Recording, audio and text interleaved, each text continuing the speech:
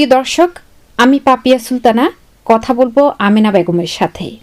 খুব সহজে পুষ্টিকর খাবার কিভাবে পাওয়া যায় তার কাছ থেকে শুনবো। চলুন শুনে আসি। তোমার পরিচয় বলো। আমার নাম আমেনা বেগম।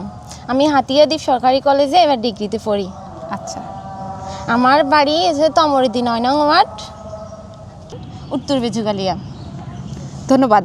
পুষ্টিকর খাবার বলতে আমরা কি বুঝি? সাধারণত আমরা পুষ্টিকর খাবার বলতে যে সকল খাবারের মধ্যে ভিটামিন ই, ডি, সি এগুলো থাকে, এগুলোই হচ্ছে বুঝি আমরা পুষ্টিকর খাবার।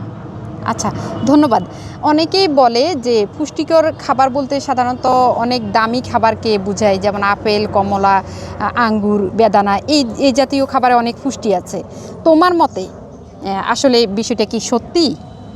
আসলে কথাটা অতটা সত্যি না, কারণ আমরা যারা গ্রাম অঞ্চলে আছি তারা তো সবসময় আপেল, কমলা দামি জিনিস ফলগুলো খেতে পারে না। তখন আমরা শাকসবজি বিভিন্ন, যেমন আমলকি, পেয়ারা, আমরা, তারপরে হচ্ছে আম, কাঁঠাল, এগুলোর মধ্যেও পুষ্টিকর খাবার থাকে। শাকসবজির মধ্যেও থাকে, যেমন কচুর শাক, তারপরে বিভিন্ন ধরনের গাছ, বাড়ির আশপাশে যেগুলো শাক থাকে ওগুলোর মধ্যেও পুষ্টিকর খাবার থাকে। তারপরে শাক, হেলচা শাক, লাল শাক, পুঁই শাক, তারপরে কুমড়া শাক, লাউ শাক ইত্যাদি। এগুলা যারা গ্রাম অঞ্চলে থাকে তারাই এইসব খাবার খেলে পুষ্টি চাহিদা পূরণ হয়। আমরা তোমার কাছে আরও একটি বিষয় জানতে চাচ্ছি, সেটি হচ্ছে যে অনেক সময় গর্ভবতী মা থাকেন, গর্ভবতী মাদের কী ধরনের খাবার খাওয়া উচিত? বিভিন্ন রকমের পুষ্টিকর খাবার খাওয়া উচিত। হ্যাঁ, তাদের দিনে কমপক্ষে 2 ঘন্টা রেস্ট করা উচিত এবং বেশি পরিমাণে পানি খাওয়া উচিত। তাদের খাবারের মধ্যে বিভিন্ন ফলমূল, শাকসবজি, দানাদার জাতীয় খাবার রাখা উচিত।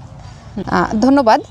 আমি তোমার কাছে আরও একটি বিষয় জানতে চাচ্ছি, সেটি হচ্ছে যে একজন গর্ভবতী মা কমপক্ষে কয়বার চেক আপে যাওয়া উচিত, একজন ডাক্তারকে দেখানো উচিত? একজন গর্ভবতী মাকে কমপক্ষে 4 বার তাকে গর্ভকালীন সময় চেক আপ করা উচিত। তোমাকে অসংখ্য ধন্যবাদ। আপনাকেও ধন্যবাদ এবং রেডিও সাগরদ্বীপকেও ধন্যবাদ।